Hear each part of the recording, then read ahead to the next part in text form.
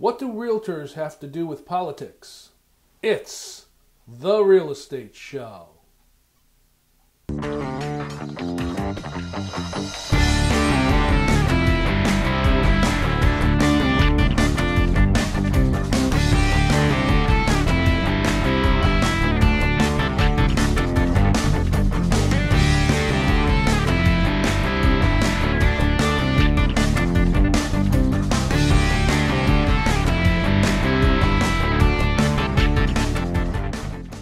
Well, the clock is ticking. Welcome to the Real Estate Show. My name is Rick Naples. We're just going through the spring season and we're heading into summer. And this is the time of the year where we all look forward to the warmer weather, the opportunity to get outside and enjoy those outdoor activities without being cooped up in the house. It's also the time where we've started to see the inventories, or the houses that come on the market, start to increase. So there's more choice out there. And we apprehensively wait to see if there's going to be another interest raise. But realtors as a whole are constantly watching the real estate market. You know, a realtor is not necessarily just involved in the helping of buying or selling a home. They have other things that they get involved with. I've talked about on the Real Estate Show how a realtor belongs to the National Association of Realtors, their state association. In our state, it's the Connecticut Realtors, and they also belong to a local board of realtors of their choice. Belonging to these different associations allows them to tap into some of the tools that they need to use in order to conduct their business. But as with any trade industry, realtors being one of the largest groups here in our state, they're constantly watching what's going on up at the Capitol.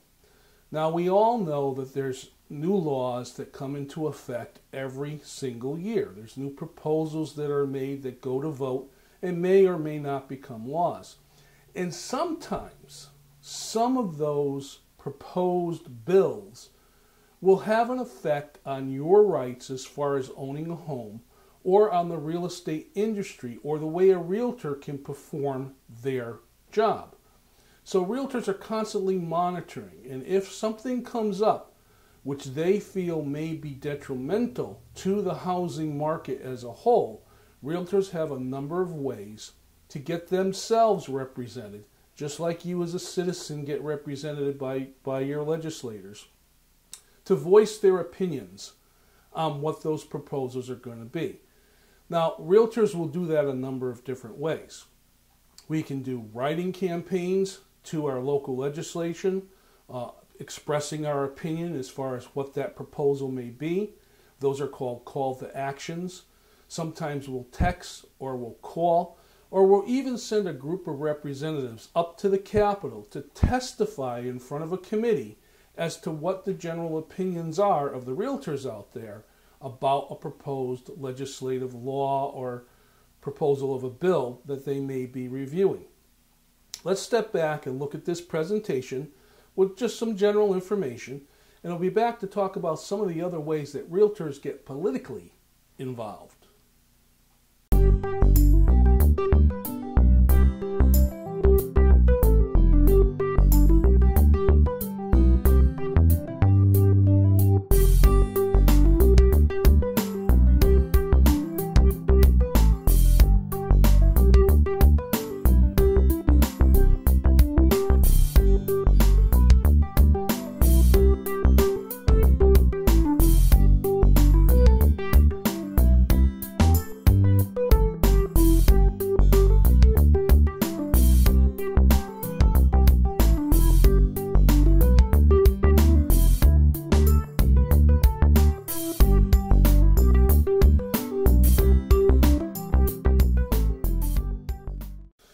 As I said, we're heading into the summer season, so the weather's getting warmer. There's a lot of activities that go out, and this time of year gets quite exciting for many realtors. Once a year, the realtors will gather together in what they call a rally. This is where realtors from all over our state will gather in one place, usually at the state capitol building or at the Bushnell Park, to show in mass what their support is or non-support is for proposed legislation that is being considered by our local governments. This year, we're hoping to get together over 1,000 realtors plus to show up to basically talk to the legislation about issues. It's quite an event. Buses come in from all over the place, realtors come in from all over the state of Connecticut, and we have an opportunity not only to commune with each other, but also talk personally face-to-face with the legislators about what's going on. It's also a great networking and learning opportunity for realtors because a lot of realtors learn simply by talking to other realtors.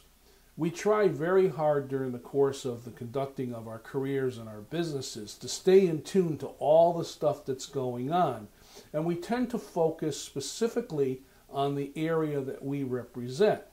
A lot of realtors sell and market homes within a general area, usually around where their local association is.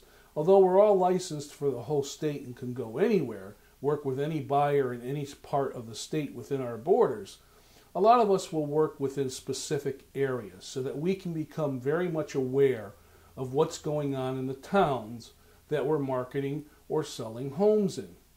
This is very important because when you have a major gathering, a massive gathering of realtors in one area, they have the ability to talk to each other and share information on what's going on in other areas of the state, as well as en masse voice the opinions of the association for these different bills or legislation that may be coming up. Not every citizen is aware of the new laws that are being proposed. And like I said, there's hundreds of them that get proposed every single year. Some of them make it to law, some of them don't. Unless you're constantly watching the news or you're very active politically or you have good contacts with your local legislator, your senator, your representative, whatever it might be, you really don't know what the law is going to be until after it takes effect. Now, what if something comes up that affects your specific right or rights when it comes to home ownership? Let's say, for instance, the legislation decides that they no longer want to allow 30-year mortgages in our state. They decide not to have a 30-year mortgage. What does that do for potential buyers that are out there that are all of a sudden faced with trying to finance a home only 15 years? Can they afford it? What happens if the FHA decides to increase or lower the amount of monies that are required for a down payment? And that becomes a guideline and somehow becomes a bill and somehow becomes a regulation that gets voted on and goes forth. That can also affect home ownership. There's a number of different things that go on. The National Association of Realtors has lobbyists that go to the Congress and kind of watch what's going on and talk about issues concerning real estate. And we also here as a state association have individuals that go up to our capital to represent us. So realtors, although their main core business is the buying and selling of homes, working with clients through the real estate transaction, they also, as a group, as a trade organization, try to stay politically aware and politically involved. Let's take a look at this, and I'll be back with some more comments on how realtors get involved with politics.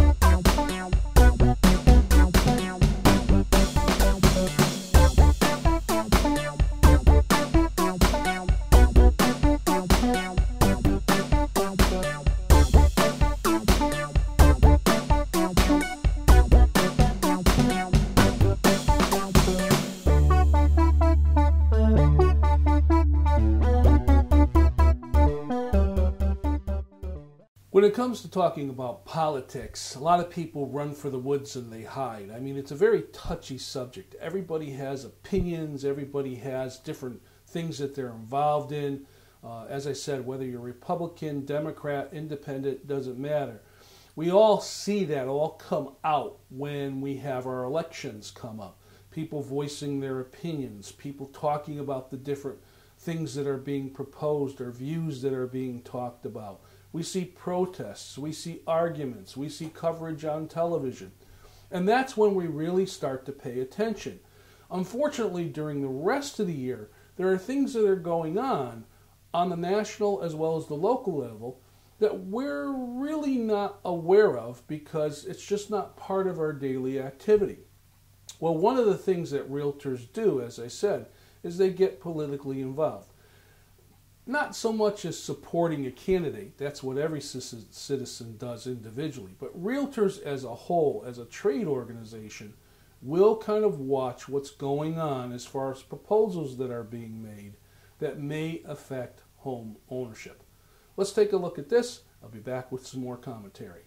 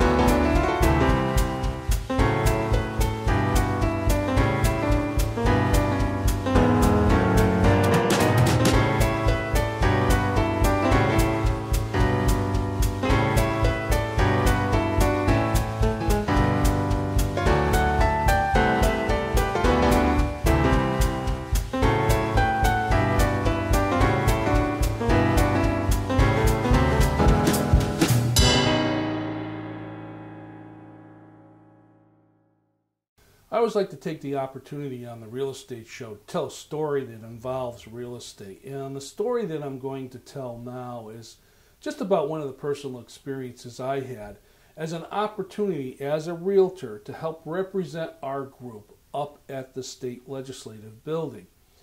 As I said, there's a gathering that goes on once a year where a lot of realtors will get together and they'll talk about the issues that affect home ownership. I had the opportunity to participate in one of these, as I try to do every single year. And it starts usually with a gathering of all the local realtors from their local associations. We all get on buses, and the buses take us all to downtown Hartford, where we'll disembark and we'll gather together and discuss what the issues are and our point of view on those issues and what the point of view is of the associations at large or the National Association. And we'll kind of get our thoughts together as we're going to meet with the individual legislators. I always get a kick out of thinking that here I am, just a single citizen in my state of Connecticut, and I have the opportunity to talk directly to those folks that are running our government. Now, I don't do this all by myself, folks. I'm not a lobbyist. I'm not going up. I'm going up with a group of people, and there's usually one or two individuals that are selected that speak for us all. But it is a very interesting experience. If, as a citizen in our state, you've never had an opportunity to go up to the state capitol, I highly recommend that you do. It's kind of nice to see where the seat of your government is, and who's who, and what does what, and where things are, and so on and so forth. So if you have an opportunity to do that, whether it's through a trade organization that you belong to, or as an individual, if there's tours or anything like that, do it. Knowledge is power, and knowledge is something that every realtor wants to have, whether it's about the real estate rules and regulations or about pending laws that are going to affect real estate.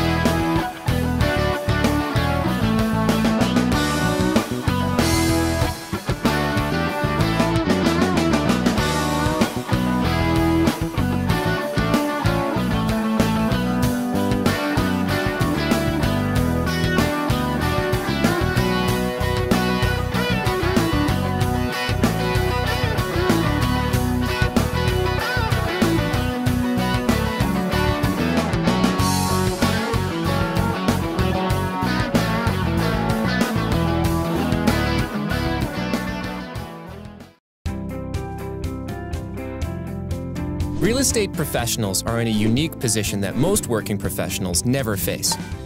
They often share their contact information openly with others, meet unknown clients, and walk through vacant properties, to name a few. It's because of the unique nature of this business that it's critical for all real estate professionals to have a personal safety protocol in place that they follow every day, with every client, every time.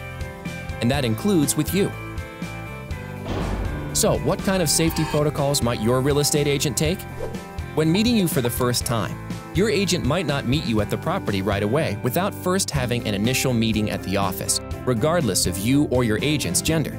You wouldn't want to meet a stranger at an unknown location, would you? Hey, how you doing? No. During the initial meeting, your agent may make copies of your driver's license and pre-approval letter for their records. This precaution allows the agent to keep a record at the office of who his or her clients are and a calendar of appointments. When first meeting with your agent, you'll also discuss the types of real estate you're interested in and walk you through the process. Now your agent can arrange showings, meet you at properties, and schedule open houses to help you through the biggest financial decision of your life. When viewing a property, your agent may ask that you drive separately. Please don't be offended. This is a safety precaution for you as much as it is for your agent. Not to mention you may both have appointments to go to afterward. Hey, this is cute. When viewing a property, you may need to sign in with your name and phone number or show a photo ID. This is so the seller's agent knows who entered the house. If you were opening your home to strangers, you'd want to know who was there too. As you tour a property, your agent may walk behind you. This is not only a routine safety measure, it also allows you to see the room first and make your own impressions. And many agents won't go into attics, garages, or basements, but feel free to look around and let your agent know what you thought. If you want to see a property that's vacant, It's got potential. your agent may only show it during daylight hours. Vacant properties should be seen during the day when you can see what safety hazards may exist, like a loose floorboard or any defects the house may have, like mold. When showing your property or hosting an open house, before opening your home to potential buyers, your agent may ask you to board your pets and remove jewelry, family photos, credit card receipts, artwork, prescription drugs, and valued possessions from the home. This is just one way your agent is looking out for you to keep your property and belongings secure. Your agent may bring a colleague to host your open house. If there are several potential buyers walking through the home, even better to have two agents on hand to answer questions and keep an eye on things. Safety is an important part of real estate, and we appreciate you respecting the protocols and processes that have been put into place to keep you and your agent safe.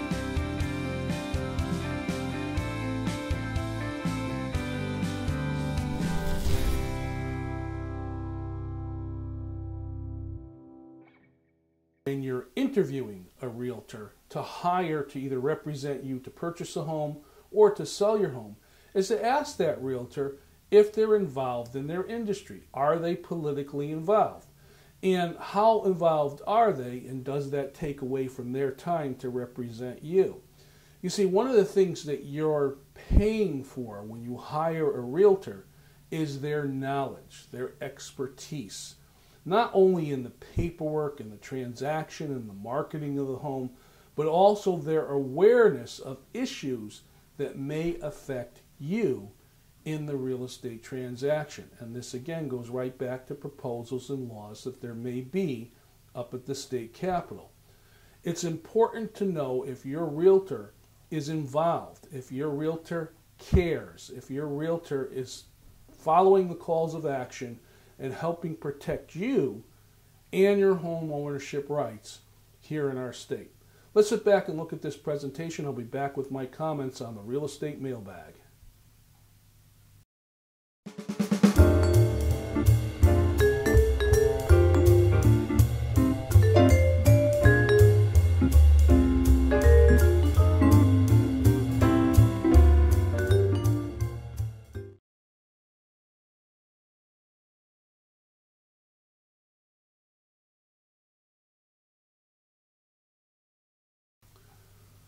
This is the part of the real estate show I call the real estate mailbag. My opportunity to answer questions that are sent to me at the email you see below, or just answer general questions when I'm out and about. And we're talking about realtors and politics. You know, my comment, rather than answering an email here, is that you do find over the years a lot of realtors that get very involved in what's going on. As some of you know that have watched the Real Estate Show, I've had the privilege of serving as a local association president and also being selected by my local association as a Realtor of the Year. And those are recognitions because of the involvement that I have in my local industry, as well as the areas that I help people sell their homes in and also represent buyers to buy homes. It's part of the total package of what's offered out there and what I do. And it's very important to be involved in all the different things that affect real estate. Unfortunately, you've heard of what's called the 80-20 rule. There's always only 20% of the total group that are ones that are really involved in the activities that go on. The other 80% are individuals that have a real estate license and really are oblivious to what's going on in their marketplace. So again, as I said, when you're interviewing a realtor, kind of try to feel them out a little bit and see if they're involved politically. Because if they're involved politically, they understand how to protect you and your rights when it comes to owning a home.